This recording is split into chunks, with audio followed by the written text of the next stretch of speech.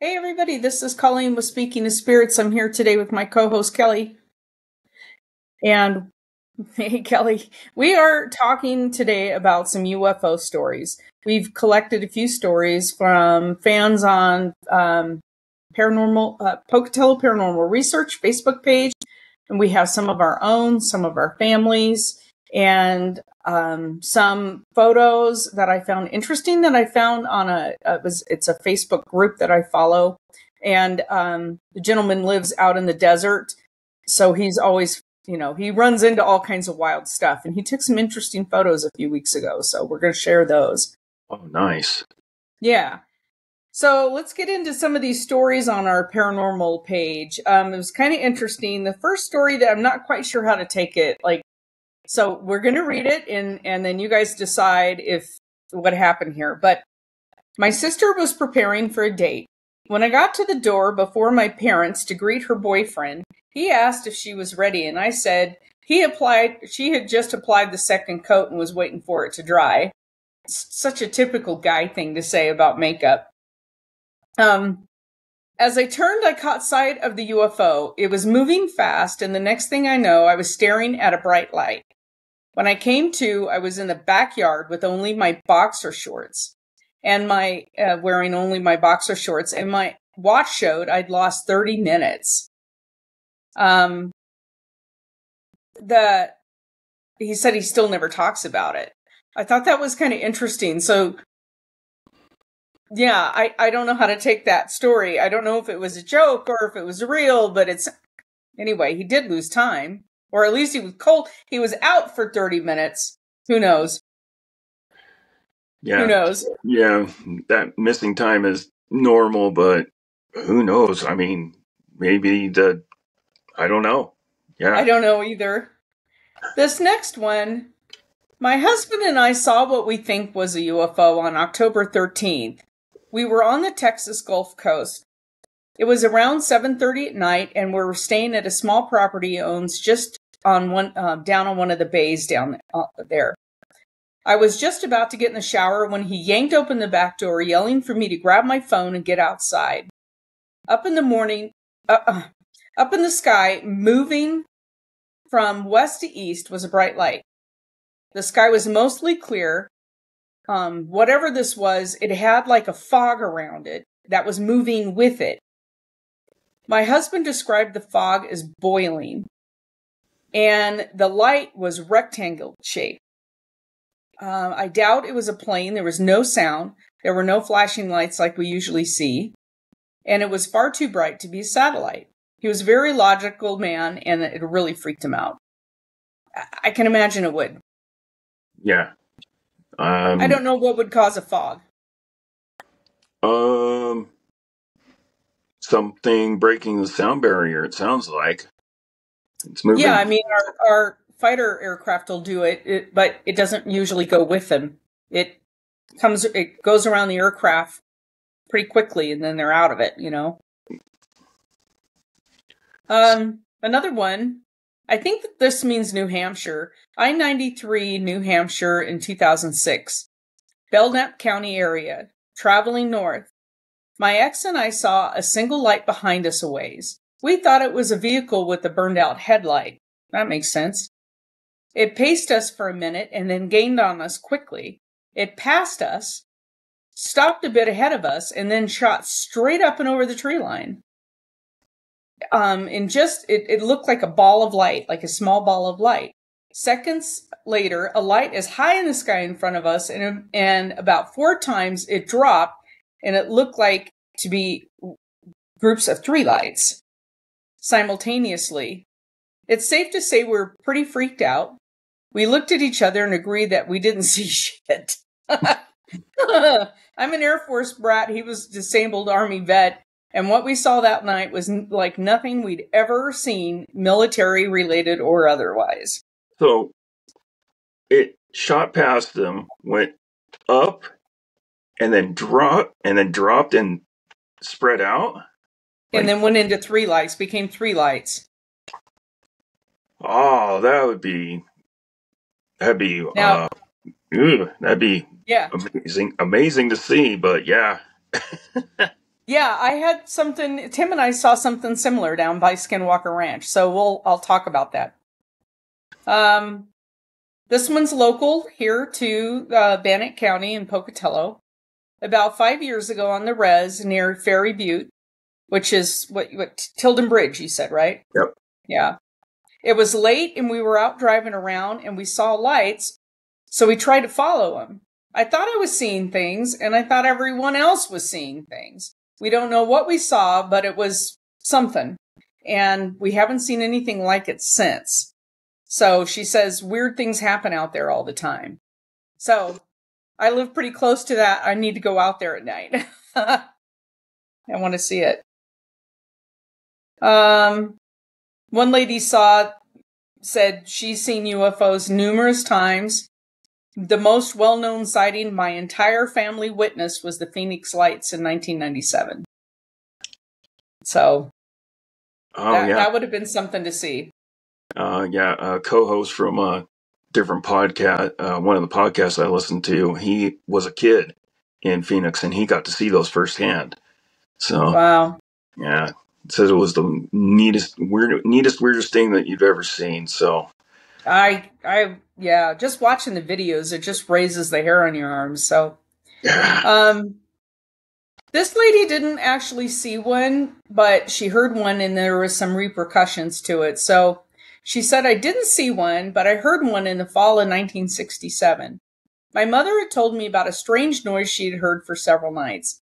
I laughed at her and told her she was hearing a UFO. Several nights later, I was awakened by a strange sound.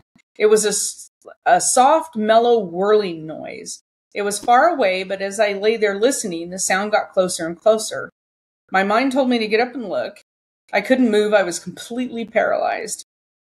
After the sound was gone, I jumped out of bed and ran to my mother. She had not heard it that night, but conveyed that when she heard the sound before, she wasn't able to move either. The pigeons we had for 18 years abandoned their eggs, and their young would no longer roost in the barn. Within 5 days, or maybe they abandoned their eggs and their young, and they would no longer roost in the barn. Within 5 days, they were all gone, and they never returned. I've always believed it was the strange noise that caused them to leave.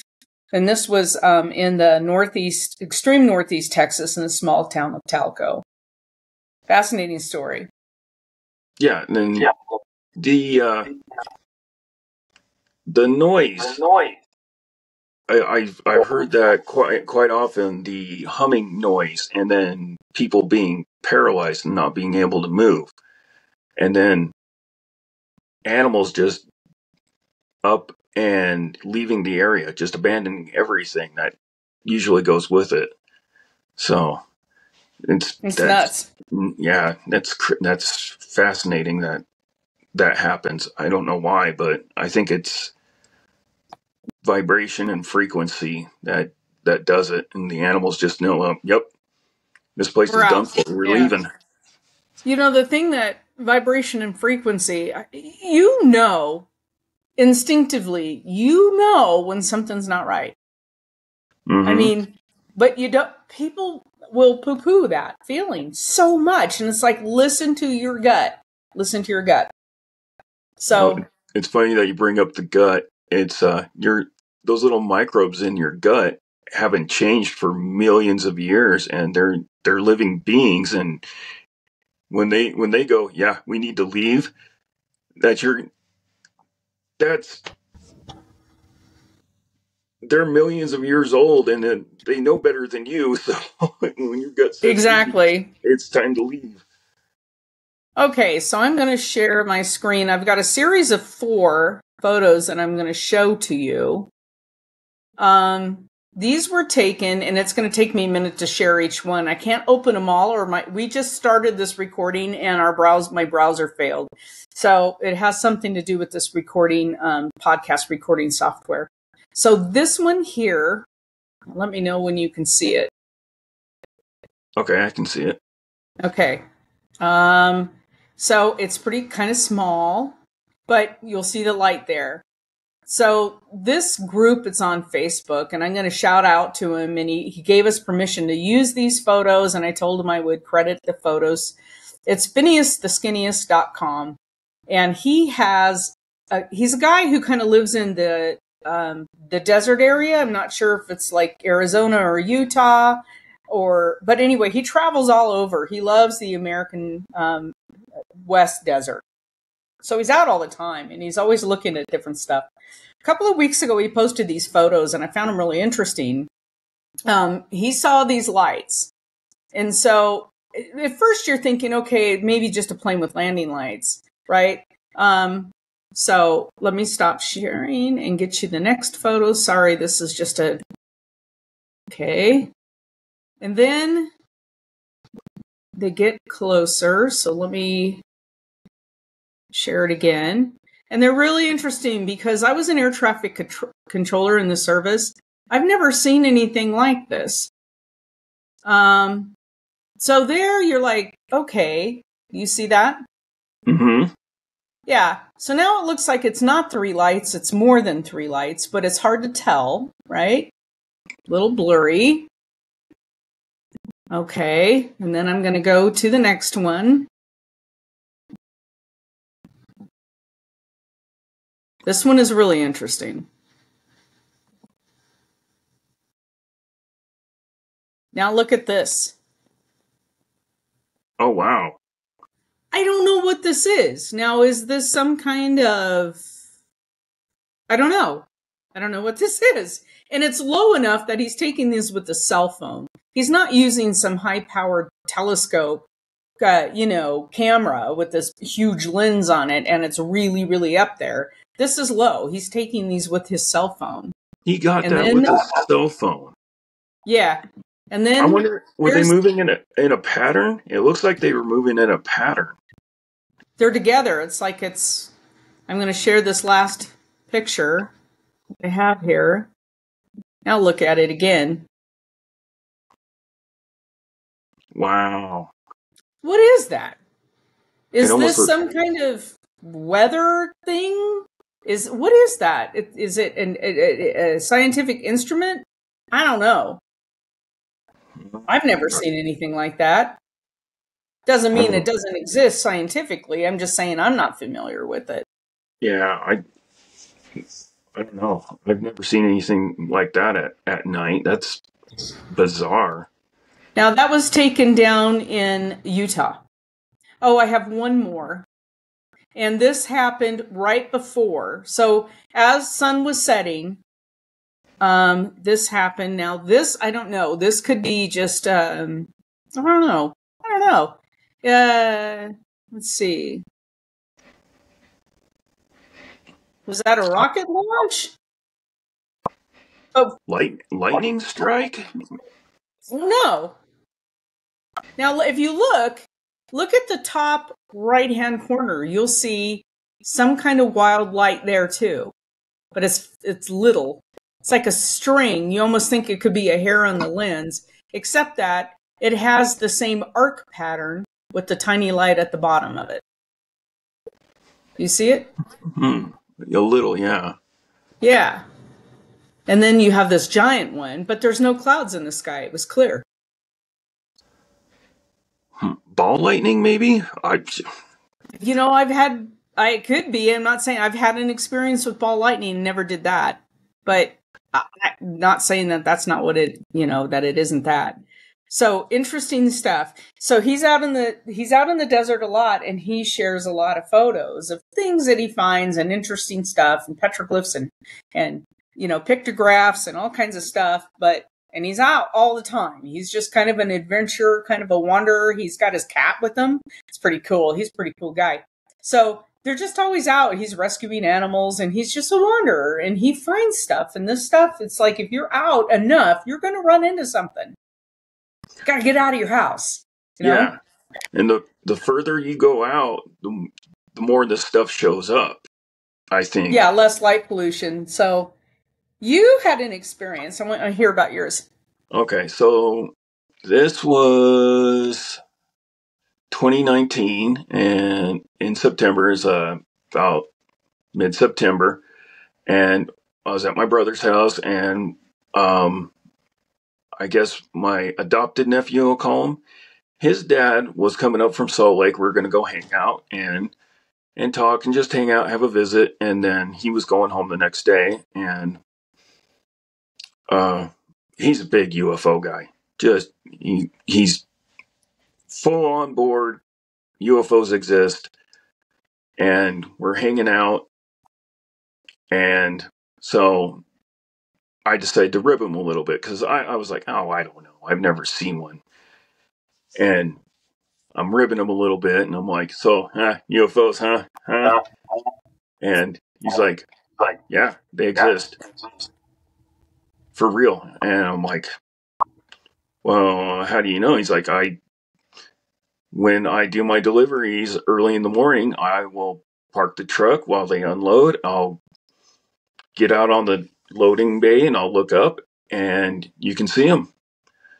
You know, like they don't always have lights, but you know where the constellations are in the sky, right? I'm like, yeah. And he's like, you just have to sit there and watch and these things will come by and they'll block out the stars.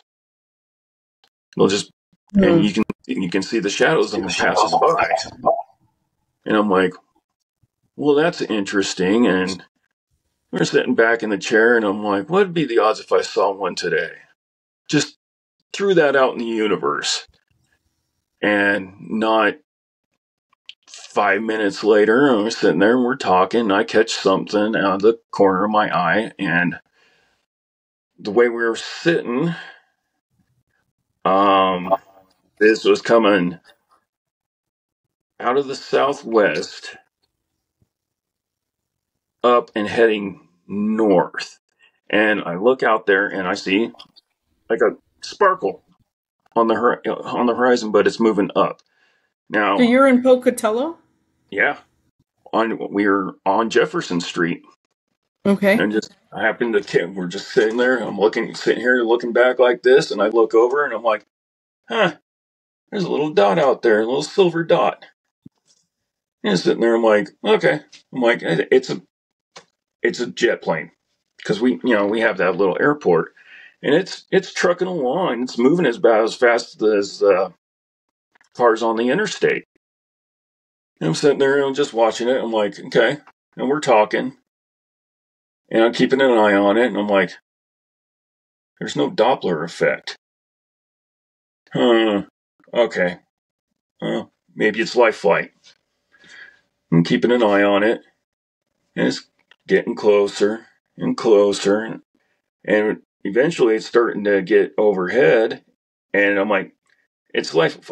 I think that's life flight, and I keep watching it, and again, I would have heard the rotary blades by now because the hospital is just right behind my brother's house, and I'm like, it's a party balloon. It's one of those Mylar balloons, and I'm watching it, and I'm like, that is not a balloon. That is way bigger than a balloon. And I got to thinking about it. I'm like, dang, that thing has got to be the size of a pickup truck. And it looks like a big, massive, what I would say like a drop of mercury. It is just big, silver, shiny, and it's just moving like a plane on approach. And somebody was like, hey, Kelly, what are you looking at? And I'm like, I think I'm looking at a UFO. And they're like, no way. And I'm like, no, look, right there. It's almost right overhead. And they all look up and I'm like, do you see it? It's right there. It's right almost above the interstate. And they're looking and they're like, yeah, we see it. We see it. And it gets right above my brother's house. And about that time, the sun is setting and it's like the sun hits it. It reflects off the bottom of it. It flashes and it shoots up and turns and just disappears into the atmosphere. Never saw it again, just boop and gone. That's fascinating. And nobody videotaped it? It was one of those things of, what am I looking at? Is that what I think it is? Yep, that's what I think it is. Gone. That's fascinating. So my had a few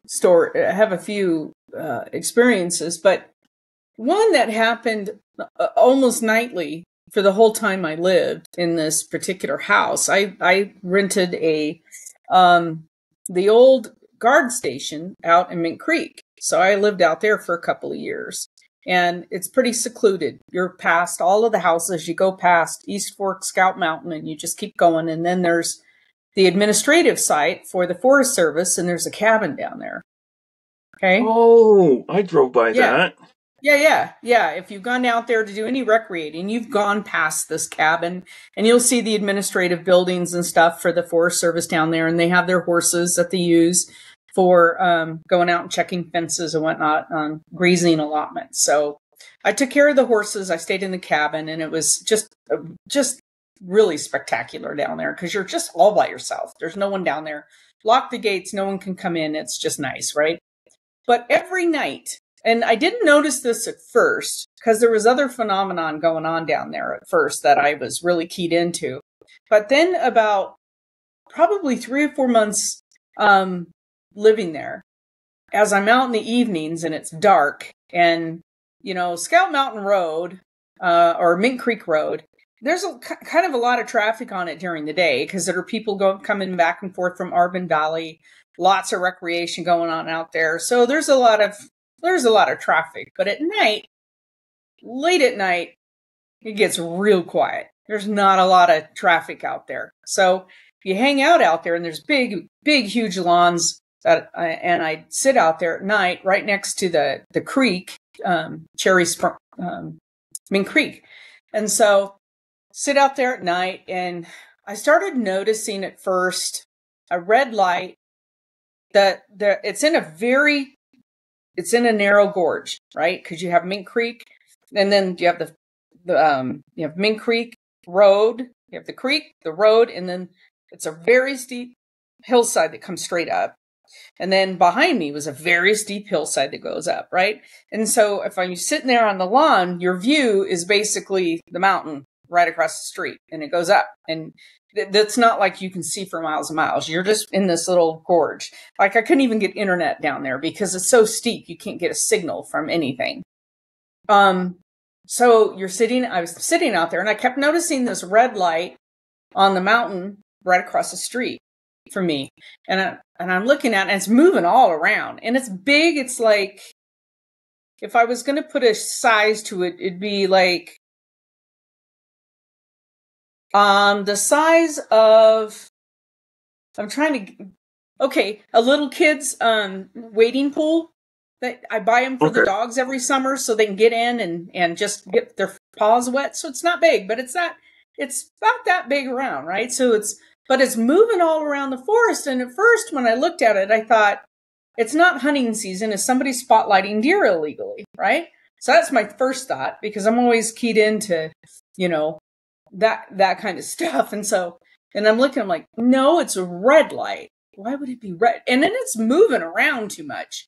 So at first I thought, okay, it's somebody who's walking, and so he's got a light on, and the terrain is rough, and that's why the light's moving. And it took me a minute to realize that the light was actually almost at the top of the pine trees. So it's not down on the ground where a light would be if it's a human. It's way up in the trees, and it's moving too fast all around. It's kind of zipping around, and I thought, well, that's interesting. And I watched it for a long time. I finally gave up and went to bed. I didn't know what it was. Next night, same thing, a little bit different spot. So this was going on and on and on.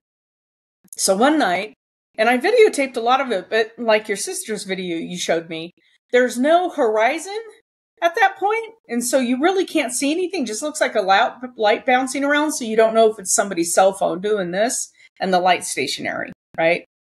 So I'm watching this thing. Finally, one night, it's really zipping around. So I got in my Jeep, and I'm like, okay, I'm going to follow this light, because it started going towards Arbor Valley. So as you're driving west on Mint Creek Road, you come up to, what is that called? Like Crystal Mountain or something like that. It's where they snowmobile in the wintertime. That big stretch Crystal before Peaks, Peak or something. Summit or something like that. So you get up there, so you're on the summit, and you can see Arbor Valley. I hadn't seen these lights, this light, And then it became more lights, and then it went towards Arvin Valley, and it spread out and it was gone. So this was like a repeat thing that I saw almost every night for a year and a half. What is it about Scout Mountain that's so fascinating? And what are those lights? I could never figure it out. They didn't really present much of a glow when they're in the trees. They're just the light. That I thought was interesting. It's not like they illuminated the trees around them. So I move out. I only tell a couple of people about this because the videos I've taken are not very good because it's so dark. And people don't know if you're moving the cell phone around, like I said. So I'm like, there's nothing I can really present to the public because I don't have good enough camera equipment to do anything with this. So I move out, another lady moves in, and I work with her. I see her every day in the office. And so about 3 months after she lived there, she goes, "So you do paranormal stuff, right?" I went, "Yeah, you know." And she said, "Can I show you something?"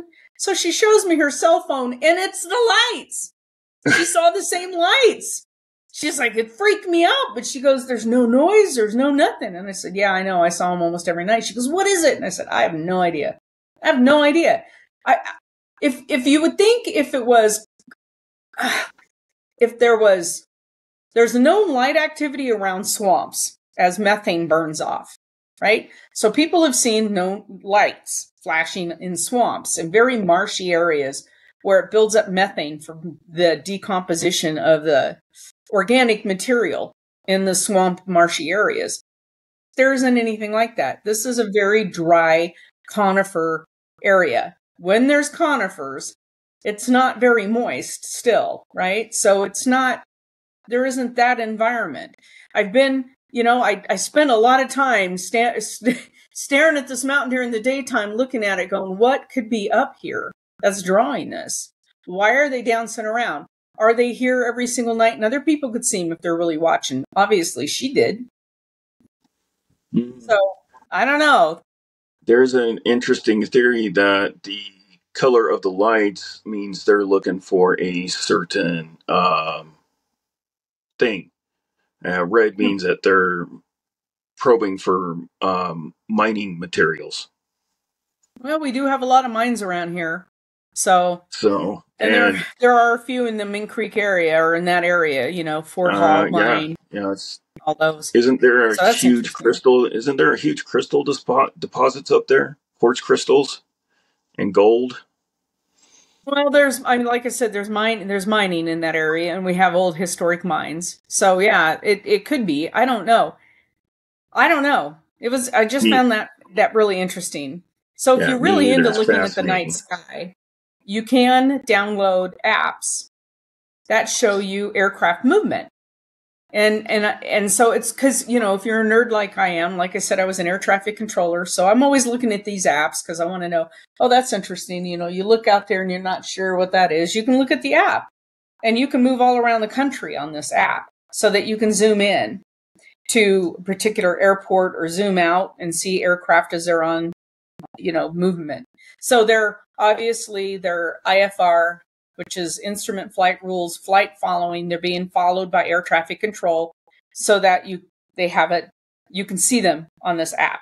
There are pilots that do fly at night that are not IFR. It's called visual flight rules, VFR. You can fly VFR at night as long as the atmosphere, the weather conditions are correct so that they can do it safely because you're navigating visually. So, there's not a ton of pilots, I don't think, that probably do IFR or VFR at night. But if it's a full moon and you've got a lot of light out there and you're just hopping from airport to airport maybe to do something, sure, why not? People do fly VFR at night. I grew up flying and we never flew VFR at night, but a lot of people do. So they're not going to be on these apps. But there's always light on an aircraft. You have the wings. The wings are lit. They have different strobes on them. And then you have your landing lights that really light up. Now, so your large aircraft, when they're coming in for final approach, they look funny because they have a whole bunch of light systems on their wings and their fuselage will have lights. So as they're lighting, they do look funny. And remember that sound can be behind the aircraft. So as the aircraft comes over the top of you, you won't hear anything. The sound's coming after it a lot of times. So remember that when you're looking at the sky. But the things that like your sister saw, you've seen, I've seen, there's no noise associated with it. And obviously that's not an aircraft in the pine trees. And drones make noise. And how many times, I could understand if it was like 1 or 2 times I saw something. Then you're thinking, okay, maybe it's a drone. Somebody's playing a trick on me. Every single night. And then as I followed it up Mink Creek Road to get up to Crystal Summit, and then it took off like way high and went down over the top of Arbin Valley and split across into lights. Yeah, no, that's not drones. No. Usually my rule is it happened once, isolated incident. Happened again, maybe something to it. Third time, there's definitely something going on. Yeah. So I asked my dad, because he was a pilot. He flew nearly every single day for decades, right? And he was a pilot in the Air Force. He was a private pilot. He did search and rescue missions. The search and rescue missions, I think he did like 4,500 hours in search and rescue. Just 4,500 hours in search and rescue. So, let alone everything else. So he logged a lot of hours. You know, close to that is somebody who's doing it professionally, like for American Airlines or something, and they're just flying every single day on huge trips. He didn't do every single day on huge trips. He just did every single day in the air, you know? So I asked him one time if he saw, because he flew, usually there would be a flight of 2 on the search and rescue, and sometimes there would be more. I asked him, did you ever see anything? And he said, oh yeah. We saw a lot of stuff. And he said sometimes they would fly, and these aren't when he was doing search and rescue, it was called a Texas Trainer, an AT-6, which is a beautiful bird, big radial engine. And they fly fast, but they're not a jet, you know? So, but they're fast. They're faster than a Cessna. They were a trainer in World War II to get pilots ready to go into combat. So they flew fast, and they're capable of doing all kinds of maneuvers because they're strong, powerful airplanes, but they're not jet fast. So he said that sometimes when they would fly, things would come along and kind of fly with them. So they had to slow way down. Think about what we see in the sky or what UFOs people have videotaped. They're flying along with jets at really high speeds. And then they take off at speeds that we have no capability of.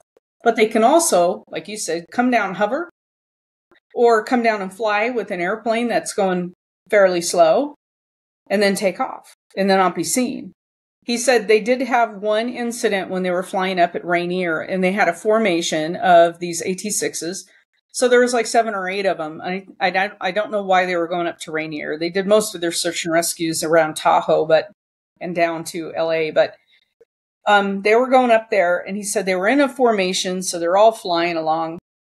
And I don't know if you're familiar with radial engines, they have a sound to them. They're a beautiful sound. And as they're coming through the sky, he goes, I don't know if he was lead aircraft, but one of the guys started talking on the radio, hey, we've got something coming up on us fast.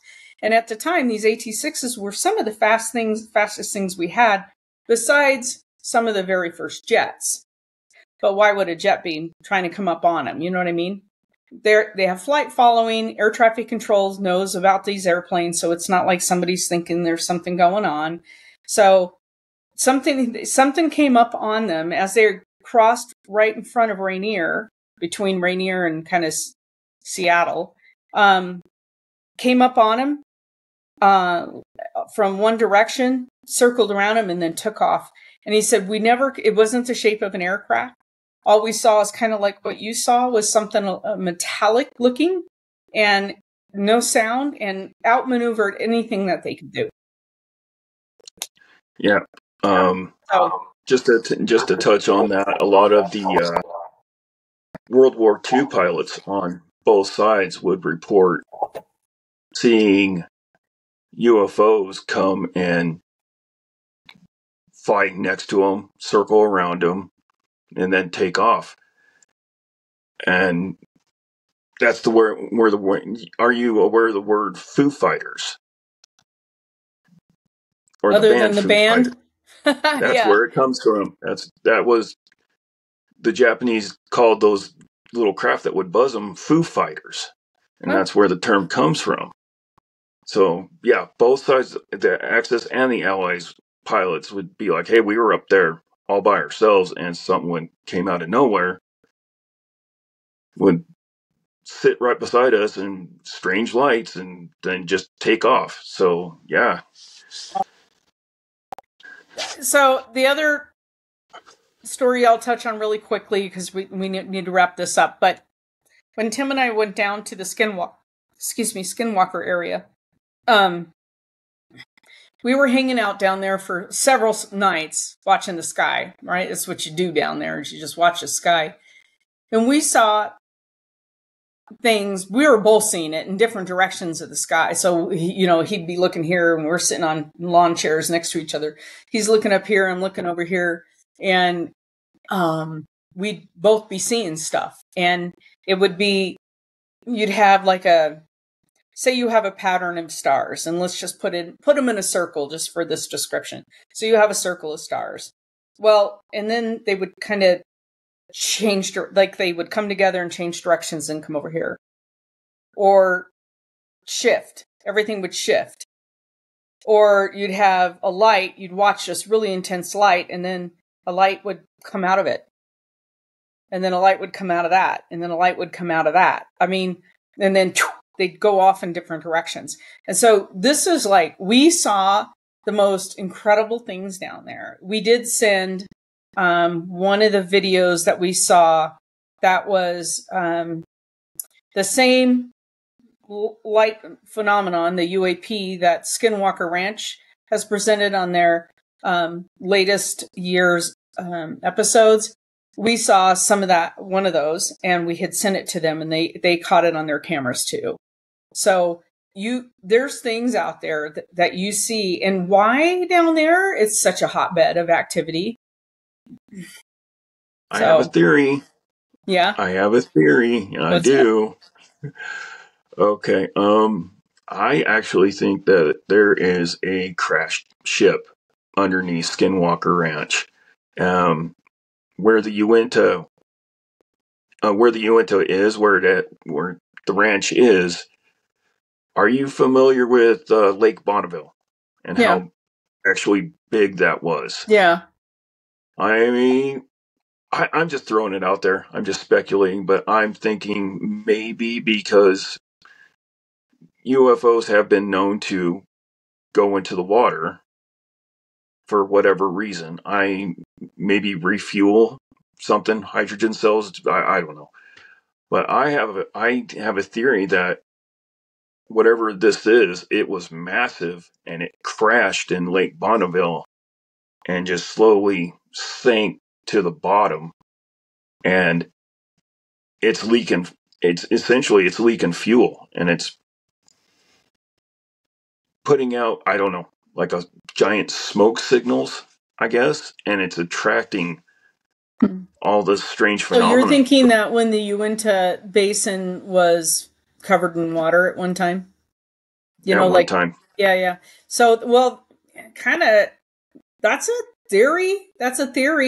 If you look at Google Earth and you look at where Skinwalker sits, and you look kind of to the east, if you look at it looks like something did hit and push material. Have you ever noticed that? Yep. Yeah, it looks like something hit and pushed, like a car would.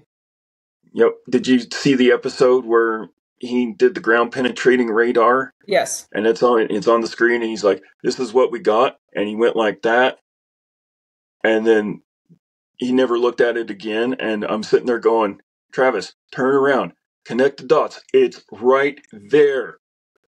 Yeah. I'm like, it's right there. It's pretty fascinating, and I'm sure they've looked at it, but production, and they edit so much stuff out. So it's fascinating theory. I don't know. Something's going on. I think that, if you're really interested in looking at stuff, Get the air traffic control apps. Get the apps that show aircraft movement, because then you can. That corridor down there in the Uinta Basin is very heavily. There's a lot of aircraft because it's also on final approach to Salt Lake. So there's a ton of aircraft down there. So if you're looking at something, if you're down there, you're anywhere, around an airport or in final approach, and final approach is very, very long.